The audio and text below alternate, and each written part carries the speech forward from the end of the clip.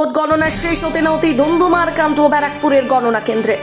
অর্জুন সিংকে লক্ষ্য করে স্লোগান, বোতল ছোড়ারও অভিযোগ উঠল তৃণমূল সমর্থিত কর্মীদের বিরুদ্ধে।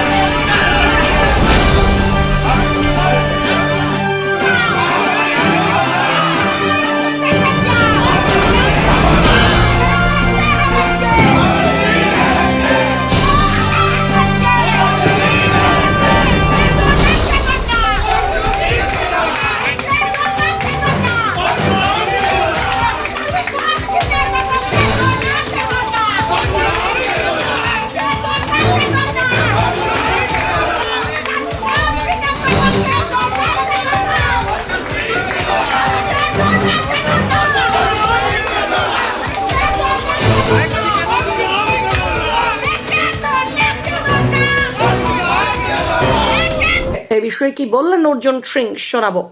মহিলাদের উপরে হাত চালিয়েছে, মেরেছে,